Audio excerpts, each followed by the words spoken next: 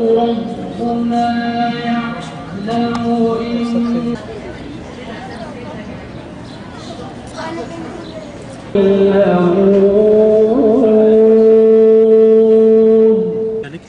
değerli Peygamber sevdalısı halkımızın mübarek Regaib Kandilini tebrik ediyoruz.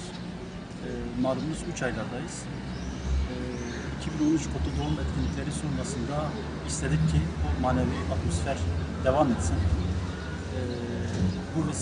Bu vesileyle kimi kardeşlerimizin de katkılarıyla içinde kutsal emanetlerin olduğu başta Sakal-ı Şerif olmak üzere bir takım kutsal emanetleri Batman'ımızdaki peygamber sevdalarıyla buluşturmak, onlara hediye etmek istedik. Bunun için de 3 günlük bir çadır kurduk inşallah. Kutsal emanetler ve Sakal-ı Şerif çadırı. 3 gün boyunca sabah saat 10'dan akşam 10.30'a kadar çadırımız peygamber sevdalısı halkımıza açık olacaktır inşallah.